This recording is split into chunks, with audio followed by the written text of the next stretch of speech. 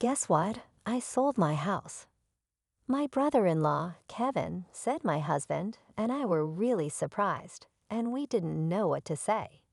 But the most surprised person was my mother-in-law. She looked really upset and asked, "Why weren't you supposed to come get me?" Kevin tried to calm her down and started to explain. "I'm Sandra. I work from home with my husband, Robert. We love our peaceful workplace where we can take breaks whenever we need." I explained that my mother-in-law moved in with us. We were doing fine financially, so we didn't mind. "Why don't you both go out to work?" My mother-in-law would look at us with disapproval as she asked this. It made me feel tired, like we were going through the same thing all over again. The first time she questioned us like this, we explained that we were working from home. "But are you actually working?" I've told Robert the same thing. "Are you paying attention? When will you two get serious about work? Aren't you thinking about your future?" My mother-in-law couldn't understand our job. "Oh, I'm so worried. I wonder if I made a mistake coming to this house. Maybe I should have gone to Kevin's house." She would often sigh and say this. The Kevin she mentioned is Robert's brother. He married a wealthy woman named Carol, and it seems like he's living off her money now. My mother-in-law didn't know about this. Kevin asked us not to tell her. My goodness, Kevin's house isn't small like ours. It's huge, like a castle from another country. Well, I'm thinking of moving to Kevin's house eventually, which will be my new home. My mother-in-law would often say this, hoping Kevin would come to take her there. But we knew deep down that Kevin and his wife would never come to get her. You see, Robert once suggested to his brother that their mother could live with him, but Kevin didn't want to live with her, so we ended up living together. Even though we were criticized for working remotely and called unemployed, we just accepted that that's how she is. But then something happened that made it impossible for us to keep putting up with it. Out of nowhere, we got a call from Kevin. "He's coming over this weekend," he said abruptly, and then hung up before we could say anything. What do we do now? That guy hasn't changed at all. Robert and I were puzzled, and hearing our talk, my mother-in-law leaned in, looking excited. "He's coming to take me. Please help me get ready to move," she said, pulling Robert towards her room. "Mom, Kevin isn't coming to take you. He probably called for some other reason," Robert said, worried. "But he didn't mention anything about picking you up when he called," I added. "I'm so tired of this house. You probably wanted to turn me into a housekeeper, but that's not happening," my mother-in-law replied with a scoff. We couldn't understand why she was thinking like that.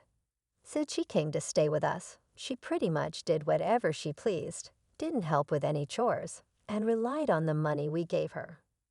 Well, we weren't going to force her to stay, so we packed her bags as she asked and waited for Kevin to arrive during the weekend. My brother-in-law and his wife showed up at our place. As soon as they walked in, they had these suspiciously friendly expressions on their faces. I had a bad feeling about it. Just then, my mother-in-law came out looking excited. "You're finally here. Let me tell you, Sandra is not good at doing housework at all, so I have to do them. And Robert completely ignores me. Isn't that terrible?" she said, acting like she was the victim. Then she brushed past Robert and welcomed her brother into our home. "You guys don't miss Street Mom. There's no way we're doing that. We're giving her an allowance, and she's eating whatever she likes. Plus, Sandra is handling the house chores," Robert said, looking conflicted. But his brother seemed suspicious. Robert has always been a bit clueless, probably treating me badly without even realizing it. And it seems Sandra isn't the considerate type. "That's right, Kevin really understands me," she said. Hearing this conversation, Robert and I couldn't help but frown. Despite this, we decided to entertain our guests and led the couple to the living room. We all sat around the living room table. with Robert and me on one side and the couple on the other. "Now why are you just sitting there? Serve the tea," my mother-in-law demanded. "Huh, I thought you were going to make the tea," I replied. "Mother-in-law, what's this about making an old woman work?" "See, Kevin. Sandra is like this," she said, even pretending to cry.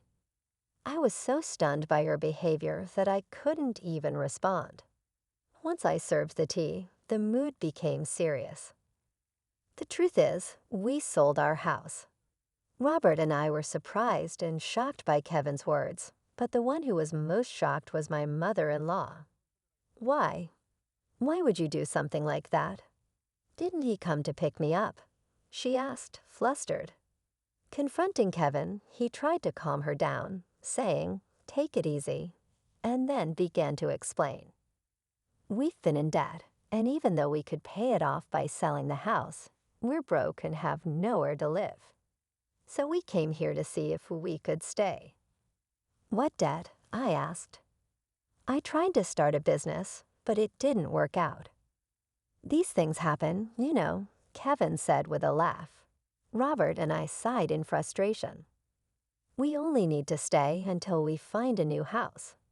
Please, we have no one else to turn to," the couple pleaded, bowing their heads together.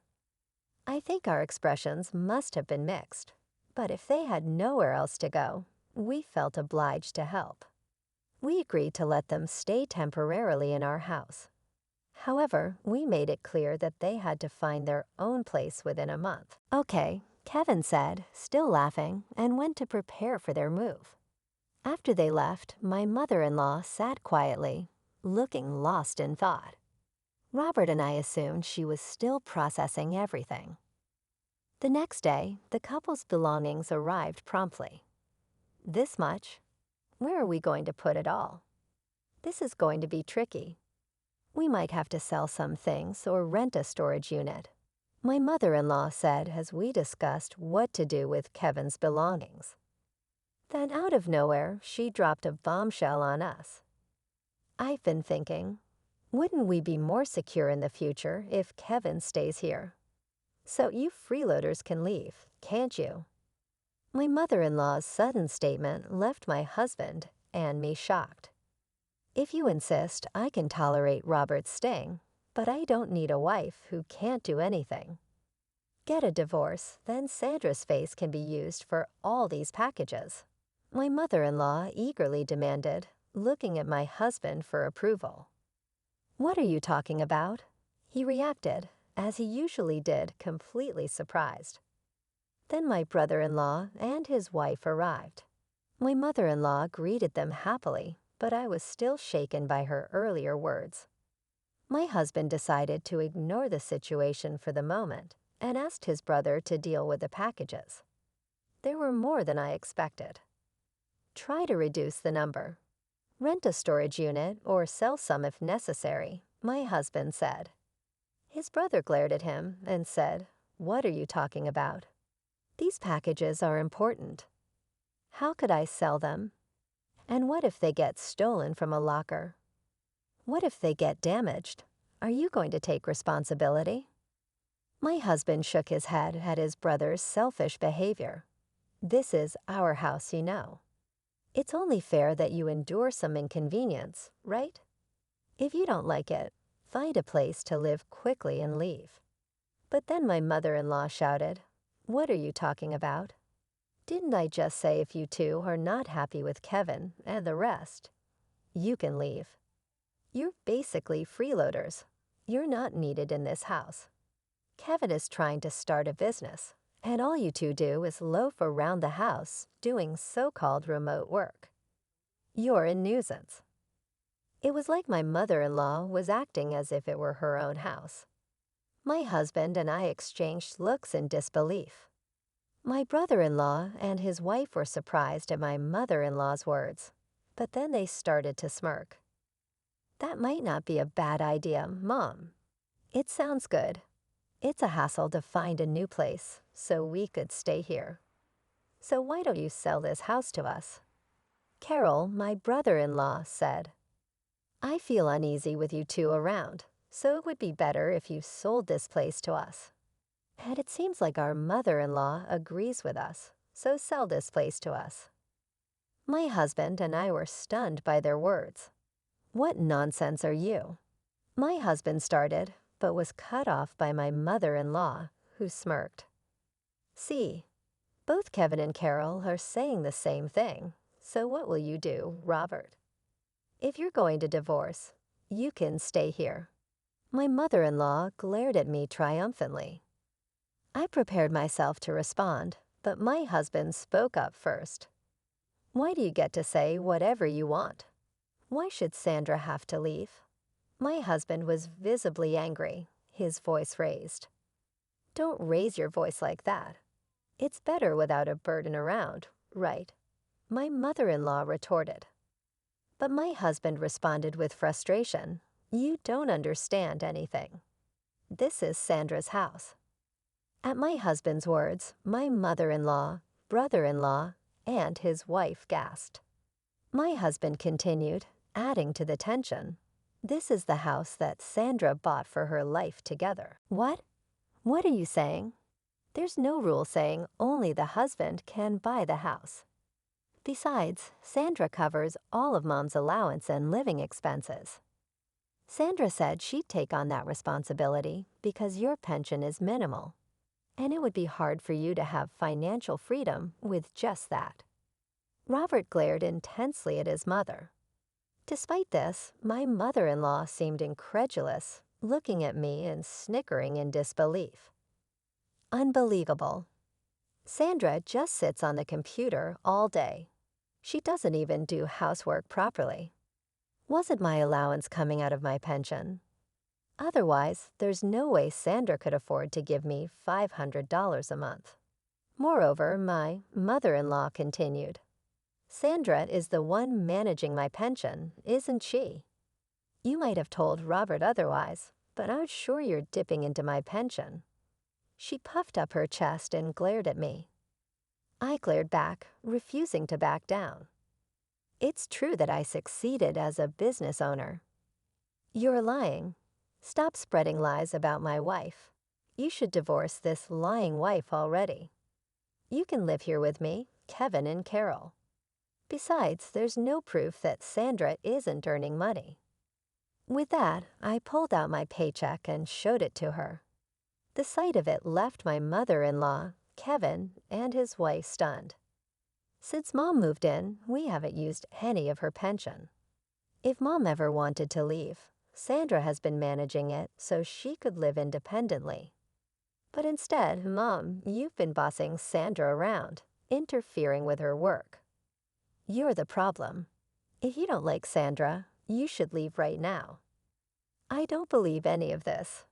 My mother-in-law retorted, refusing to listen to anything we said. Afterward, Robert and I sighed in disbelief, cutting her off. "Well, if that's how you feel, we'll pack our things and move to a new house. You guys will be stuck with a mortgage, but if that's okay with you, don't come crying to us for help. If you insist, mother-in-law will leave. Even with a pension, maintaining your lifestyle will be challenging, but I guess that can't be helped, can it?" At our words, my mother-in-law turned beet red and yelled at us to leave. "Wait, you can't be serious. We don't have to do that, do we?" Kevin and his wife tried to intervene, but my mother-in-law gave us a fierce look and said, "Dare you talk back, Kevin? You're going to be a CEO. I don't mind you using my pension, so just start a company and show us how successful you can become. I'll show you what happens when you defy us." Her words were filled with intensity. Hearing this, we decided it was best to no longer be involved with her or Kevin's family and left the house. Of course, the mortgage on the house remained. We changed the ownership to Kevin's name. Some time had passed since then. While there was still some lingering dissatisfaction from that incident, being freed from my mother-in-law's sarcasm allowed us to return to our normal routine. While we were working from home like usual in our new apartment, my mother-in-law called my husband, Kevin, crying. She said Kevin took her pension money and disappeared a week ago. She and Carol, Kevin's sister, were left alone in the house and needed help. My mother-in-law was too upset to talk, so she passed the phone to Carol. Carol explained that since Kevin's failed business and selling the family home, their parents had cut ties with them. They hadn't been able to reach their parents since then. My husband sighed and said, "I knew it." He told them not to involve us because we had warned them before leaving. He said they could report Kevin missing to the police, but that we wouldn't help them. After hanging up, I was shocked by my husband's reaction, but he believed they deserved what happened, and I ended up agreeing with him. They kept calling my husband's phone numerous times. Whenever he reluctantly answered, Carol would cry about not knowing how to report Kevin missing. We were surprised she didn't know what to do and advised her to call the police. However, despite their efforts, they couldn't locate Kevin. Just when we thought Kevin might remain missing, we heard the news that he had been arrested for robbing a bank in another state. Apparently, he did it to pay off his debts. This wasn't his first time committing such a crime. It seemed he was likely facing a significant jail sentence. Carol was stuck living with my mother-in-law in their old house because she couldn't go back to her parents' home. She was unsure if she'd divorce Kevin, but that wasn't her priority right now. She was working with a temp agency, struggling with her first job, but somehow managing to get by each day. My mother-in-law was in a tough spot too. Kevin took all her pension, and now she was left to repay his debts. She started working part-time to make ends meet.